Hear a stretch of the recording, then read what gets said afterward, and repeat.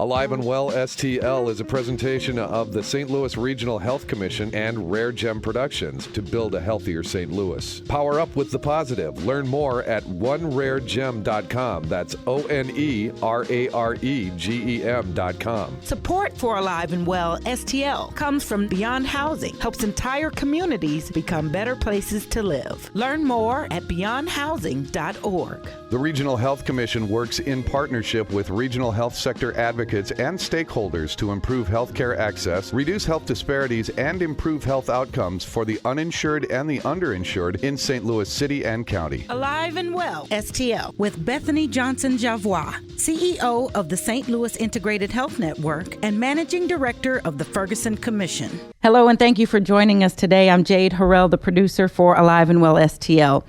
As we're learning more about the Adverse Childhood Experience, or ACE study, exposure to adverse experiences and toxic stress are major indicators for leading causes of illness and death, as well as poor quality of life for children.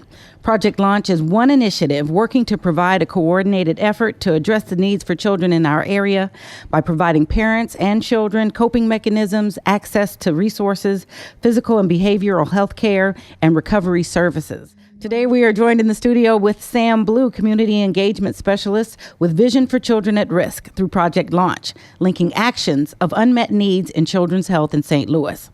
I'm pleased to be speaking with you today, Sam, because your leadership in our community through Project Launch is impactful as we look at the disparities in two zip codes, 63106, 63107 of Old North St. Louis, and work together to improve the health and behavioral well-being of young children in this area. Glad to hear from you, Sam. Thank you for being here.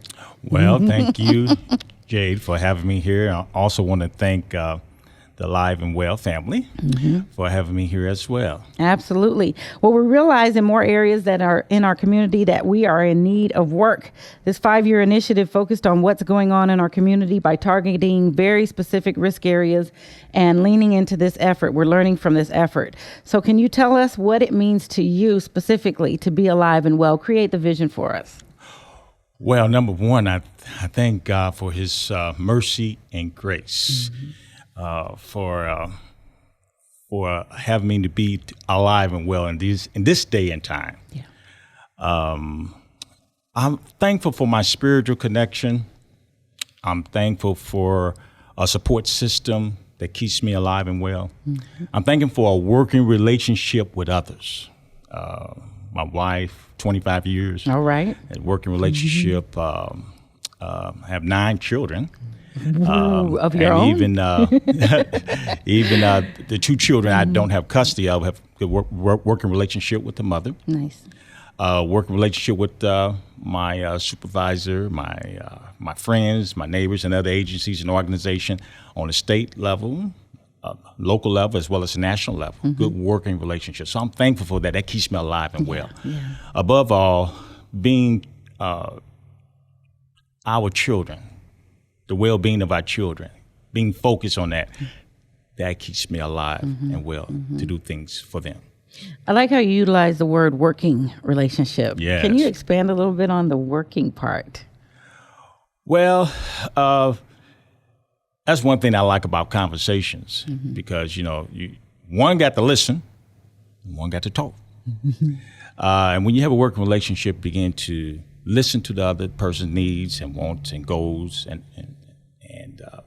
and you're able to work together with your goals and objectives, and be respectful of one another's goals and objectives. When you're respectful of one another's goals and objectives, not judging and not just looking at me, myself, and I, and you begin to work together, you can get a lot of things accomplished. Sure. And that's what brings us to the table today in this conversation, this necessary working conversation about our children in this area. Yeah. Now, Project Launch values parental involvement. Yes. And in order to make change throughout the lives and in our community. Since the start of Project Launch in St. Louis, parent cafes are popping up in the community. Can you tell us a little more about the parent cafes? Parent cafe, we went back to that conversation. It's a lot of stress out there. Trauma, toxic stress. Folks are going through a lot. Our children's going through a lot. And with these cafes, first of all and above all, we get rid of depression. by welcoming them into an atmosphere where you can talk, you be comfortable, be free to express yourself. And with these cafes, we push the protective factors. And these protective factors are factors that has been proven. There are evidence-based. When it's in part of a family's life, it creates strong families and keep the children safe. And we do it in a fun way. Well, we get around the table. There's no judgment at the table, or nobody's giving advice.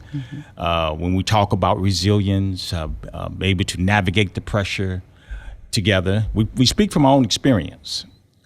We're not talking about somebody else's experience, but we speak from our own experience. That's how we learn from each other. Sure. Resilience, social connection is another protective factor we talked about. Coming out of isolation, connecting with somebody. We talk about concrete support in a time of need. Everyone needs help every now and then. Electric bill, gas bill, unemployed, underemployed. We need help every now and then. So we talk about things like that. And of course, we don't forget about our children. We talk about understanding their development and also social-emotional competence, teaching our kids how to communicate to one another. So those are some of the all the protective factors we talk about, but we do it in a fun way in these cafes. And towards the end, we make commitment letters. Things that we get out of these cafes, we write a letter to ourselves to remind us of the conversation we had at those cafes. Sure. So it's been a plus for the families and for the children. Well, give me an example of one of the fun ways to talk about such heavy issues sometimes.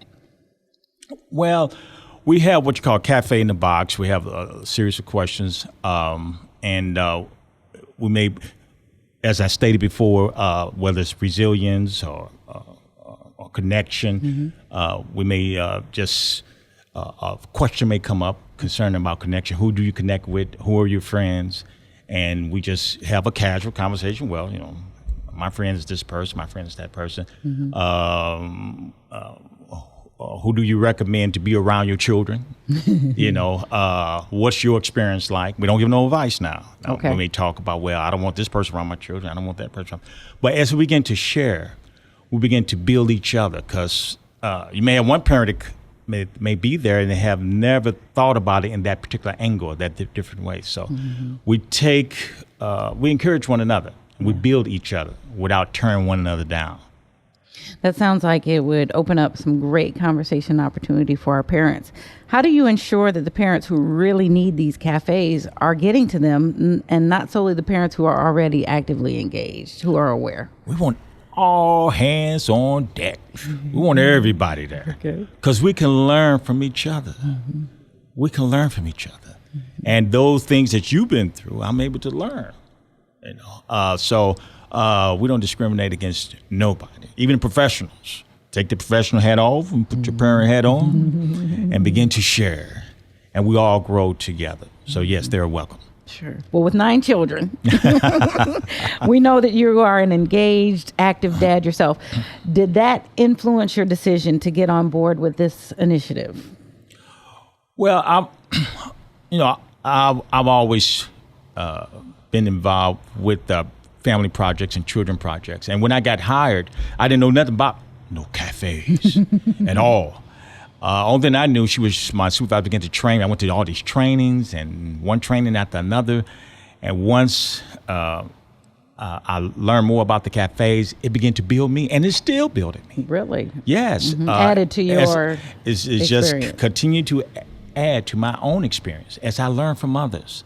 So it's beautiful. It's a plus for all of us as we grow into our parenthood, as we grow into understanding our children.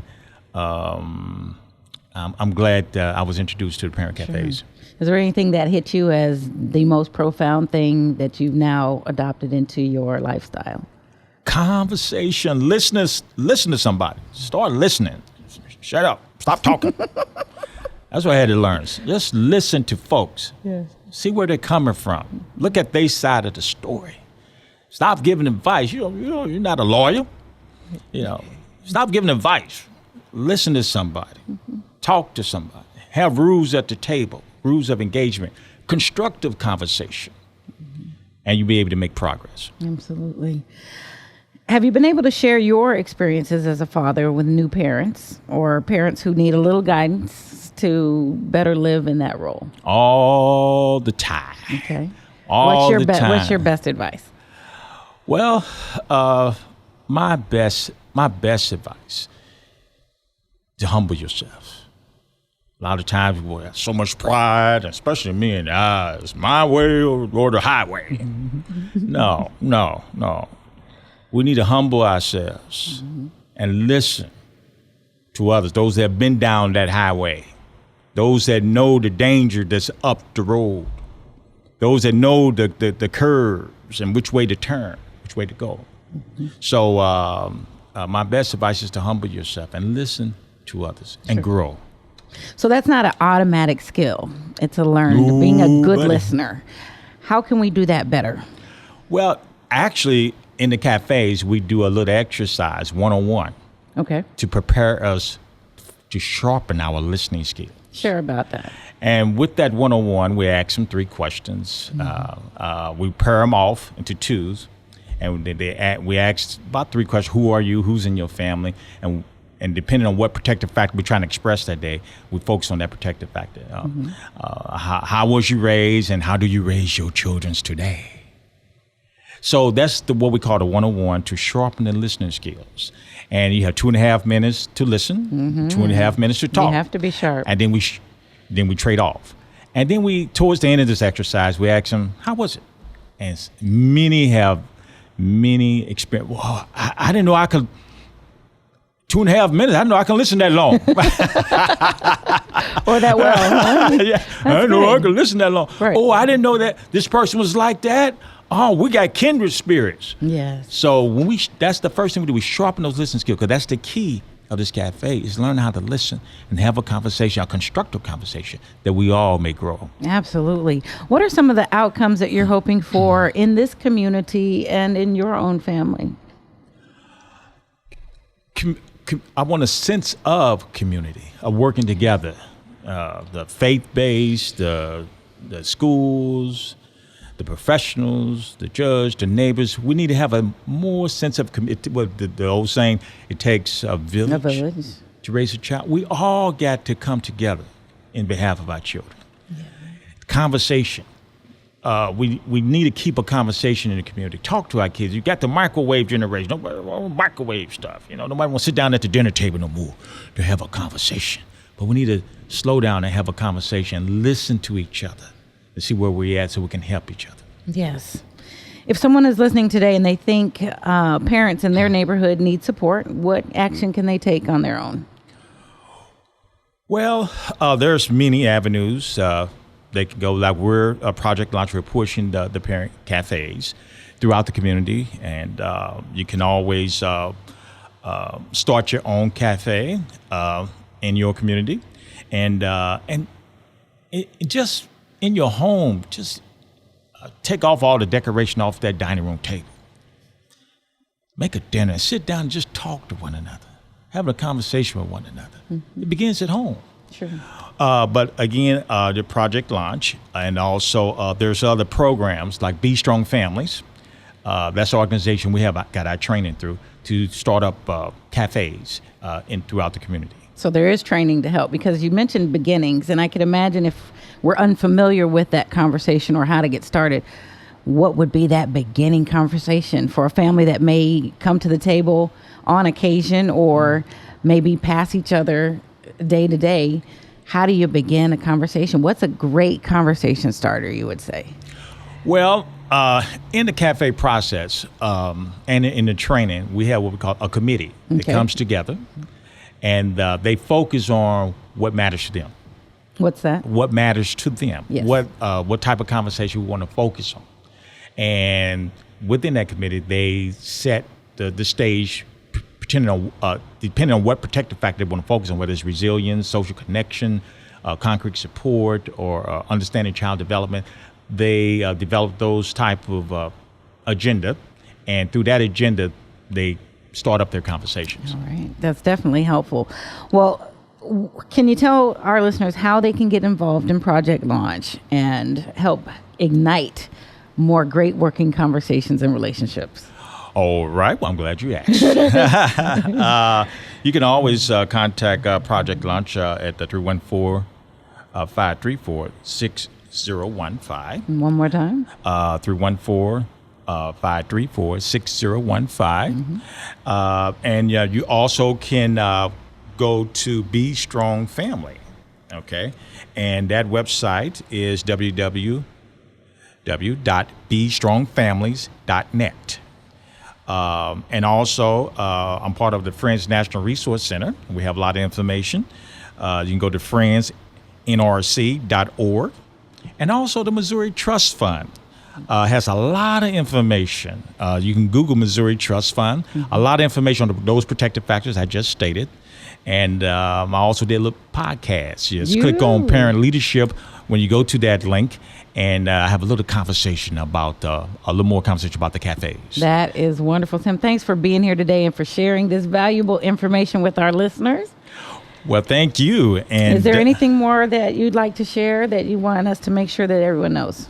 Well, prevention is one of our key, and we definitely want to invite those to come out to the Ball Branch Library, 4234 North Natural Bridge, August the 10th. September the 14th and August the 12th. You can come any of those days. We do early screening.